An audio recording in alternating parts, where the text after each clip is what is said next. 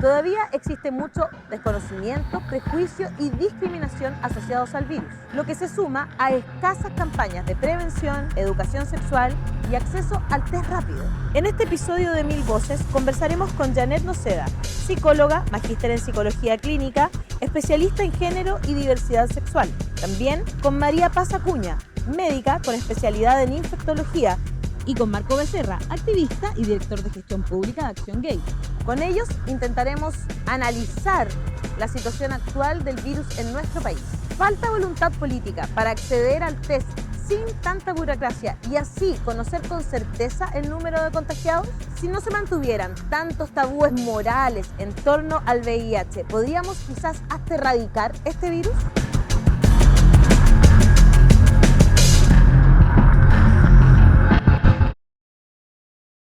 ¿Cuál es la diferencia de vivir con el virus de VIH y ya estar enfermo de SIDA, ¿no? Esas son las... Exacto. El VIH es el virus, es el nombre del virus mismo que se transmite al momento de contagiarse, digamos, donde se transmite ese virus, el virus del VIH. ¿Ya?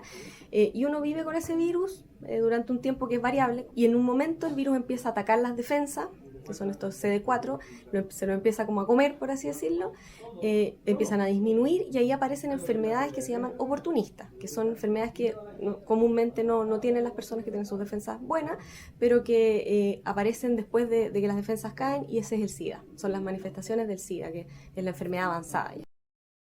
A ver, el virus vive mucho en la sangre y el semen. Esos son los dos lugares donde vive mucho. Entonces, por ende, todo lo que implique sangre más semen es invitación a hacerse al tiro el examen. Por ejemplo, tener relaciones durante la menstruación. Ya. Ahí, semáforo rojo, al tiro. Debería ser con condón, siempre. Nunca había escuchado eso. Sí, es que vive mucho en la sangre. ¿Ya? Perfecto. Penetraciones anales, de hetero y homo. Claro. Da lo mismo. Los heteros también tienen penetración anal. Esas dos prácticas son prácticas que sí o sí implica después tomarse el examen con periodo de ventana. Eso que implica esperar 3 meses desde la vez de la relación sexual, esperas 3 meses sin tener relaciones y ahí te puedes hacer el examen. Perfecto. La verdad es que el SIDA es un fenómeno no solo de salud, es un fenómeno cultural. El SIDA tiene varios elementos. Uno tiene que ver obviamente con lo propio de la transmisión, que tiene que ver con la información respecto a la transmisión, de vías de prevención, pero también el SIDA se da en contextos también en donde viene a plantear preguntas sobre la sexualidad, sobre cómo nos relacionamos unos con otros, cómo emergen otro tipo de sexualidades también, cómo se habla sobre sexo en las casas. Entonces en el fondo el SIDA como que devela en un momento una realidad de los países. Chile en general es un país bien especial porque si tú comparas a Chile con todos nuestros vecinos, en muchos temas estamos súper arriba, en desarrollo humano, montones de cuestiones como materiales, claro, y objetivas, en acceso a educación. Sin embargo, en los temas de VIH y salud sexual estamos por debajo. Hay una cantidad importante de personas que no saben, entiendo, que conviven con el virus. Efectivamente, hay un número bastante importante de personas que no conocen su diagnóstico y eso para nosotros es muy grave. Las personas con tratamiento tienen una vida absolutamente normal, pero efectivamente tenemos una brecha importante. ONU-SIDA la estiman alrededor de un 30%, pero hay estimaciones locales que es incluso mayor. Chuta. Claro, que efectivamente podría haber casi un 50% de personas que no saben que tienen el VIH. En Chile hay 41.000 personas que están notificadas, de las cuales 31.000 están en tratamiento. Perfecto. Pero hay 10.000 que están notificadas que no están en tratamiento. ¿Y por qué no se hacen el tratamiento? No sabemos. Tampoco lo sabe el ministerio. O sea, son personas que recibieron un resultado y la gente se fue para la casa. Y nunca más, lo olvidaron. Mira, nosotros pensamos que es la discriminación. Hay gente que la pasa muy mal con esto, entonces... O personas que están casadas, a lo mejor. Puede ser. El tema es que esas personas no están ni en lo público ni en lo privado, entonces tú no sabes ahí qué está pasando. Entonces, hay un vértice de personas que están notificadas y que potencialmente podrían estar teniendo prácticas de riesgo con sus parejas. Recuerdo que en algún momento también había aumentado harto la tasa de las dueñas de casa. ¿Por qué crees tú que podría ser eso? Yo lo vi mucho. Había muchos bisexuales escondidos, ¿ya? Hombres bisexuales, que no salían del closet porque era doble reto. Tenías que salir del closet y tenías que decir que tenías VIH. Entonces, ahí el juego en psicoterapia era cómo hacíamos para que tuvieran relaciones con la señora con condón.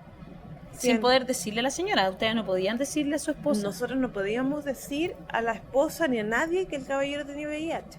Entonces lo que yo hacía en terapia era tratar de ver alguna estrategia para que usaran condón. Pero ellos me decían, ¿cómo le digo a mi señora de 20 años que vamos a empezar a ocupar condón? Claro. ¿A pito de qué? Entonces no les decían, y la que se moría era la mujer, porque ella no recibía la terapia. Tenemos tanto por delante que hacer. Evidentemente todo parte desde la educación sexual y afectiva, ¿no? Que no existe en nuestro país. Entonces, desde ahí ya estamos mal. En segundo lugar, esto de como no querer usar condón, esta cosa como esta reticencia al condón, como si condón fuera igual a como promiscuidad. Entonces, cuando es todo lo contrario, condón es igual a responsabilidad.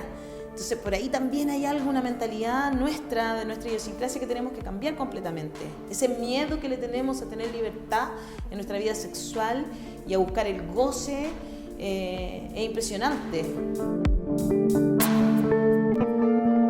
Hay discriminación, hay estereotipos, hay prejuicios con las personas que viven con VIH o quienes ya están enfermos de SIDA. ¿Qué podrías decir tú para derribar esos estereotipos? ¿Qué te tocó ver, por ejemplo, desde tu experiencia? Me tocó ver que las trabajadoras sexuales en general no tienen VIH, y eso a mí me llamó mucho la atención porque yo crecí con el estereotipo de... No sé si te acuerdas había un panfleto como de los 60 que decía ella puede tener gonorrea. Sí. Y salió una mujer de la calle. Claro, una mujer de la calle. Y ella, fíjate, cuando tú hablas con ella, sabe mucho cómo cuidarse. Y me enseñaban técnicas, cómo poner un condón haciendo sexo oral, por ejemplo. Claro. ¿Ya? Ellas secas. Y lo otro que me ha parecido como bien delicado en el último tiempo es el tema del estigma asociado a la migración. ¿Ya? Creo que es un discurso bien facilista decir que los migrantes son los que traen el VIH. Primero, no es verdad. O sea, decir que el VIH ha aumentado en Chile por la migración, no. O sea, efectivamente tenemos un número mayor de migrantes que se han diagnosticado con VIH porque hay mayor migración. Entonces, por supuesto, esto era esperable, ¿cierto? Claro. Pero no son los migrantes los que trajeron el VIH a Chile ni los que nos han hecho tener estas tasas de VIH. O sea, eso es un problema nuestro del que nosotros nos tenemos que hacer cargo. Tú sabes que en Chile la población más afectada por la discriminación y el SIDA es la población transfemenina. Hay un estudio que dice que en promedio viven hasta los 35 años. ¿Qué? Eso viven las trans en el mundo. En América Latina, 35 años. Esa es su proyección de vida. Y ahí tenía en el fondo, yo conozco montones de chicas trans que han muerto en la cárcel, asesinadas en las calles, muertas por enfermedades.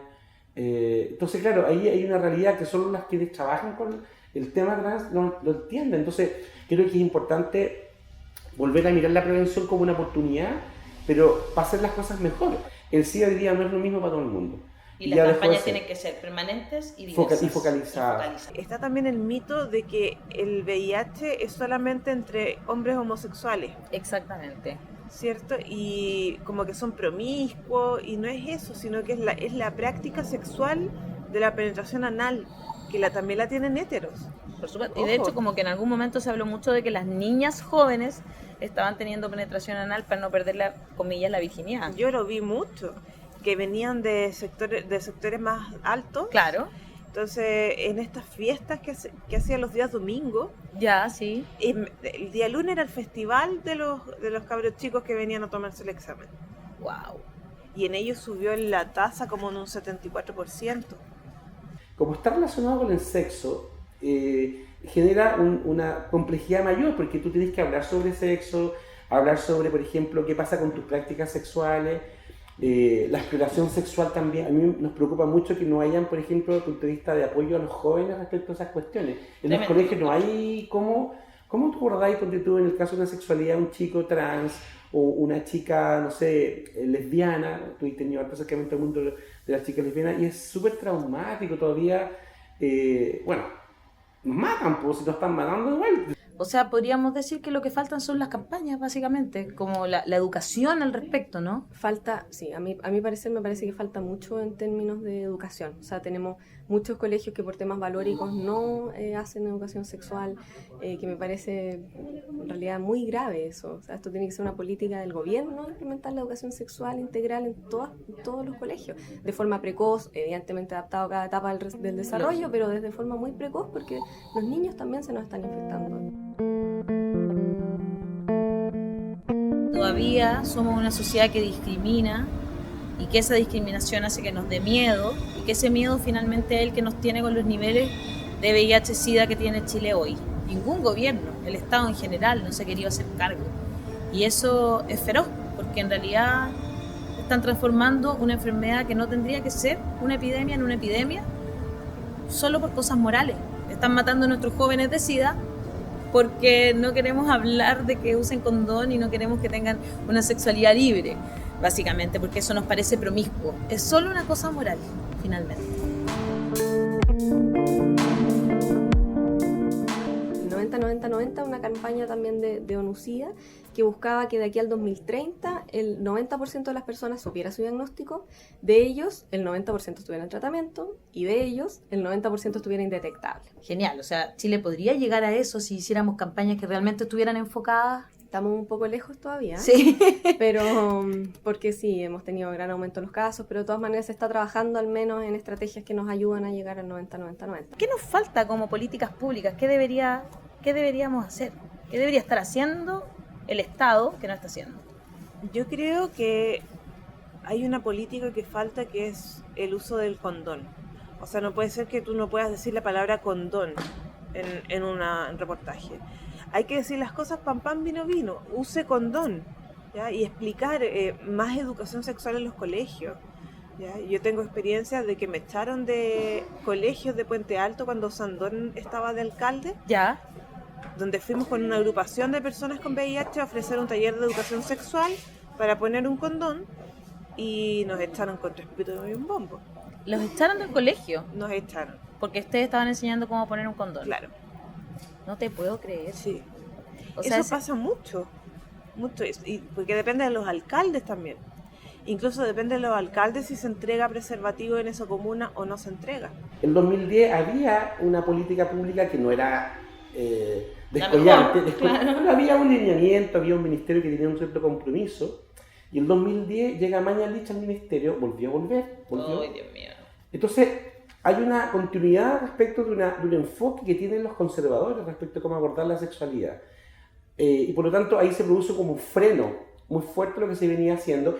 Y yo te diría que en gran medida tuvo que ver con despolitizar la prevención, que era importante politizarla. ¿Por qué? Porque si bien el SIDA es un problema de salud, pero también es político. Cuando tú le hablas a la gente respecto de sus derechos sexuales, te estás metiendo en el ámbito de la política, de por ejemplo, el derecho a decidir. Eso son políticas, es política pública. Una persona con VIH que está en tratamiento y que su carga viral está indetectable, que es una medición que hacemos en la sangre, ¿cierto?, de la cantidad de virus que anda dando vuelta, esa persona deja de transmitir el virus. Y esto ya antes era como a nivel de que teníamos algunos estudios científicos que lo avalaban, pero esto en realidad ahora es a nivel ya internacional. ONU-SIDA lanzó una campaña que se llama I = I, indetectable = intransmisible. Qué bueno. ¿Ya?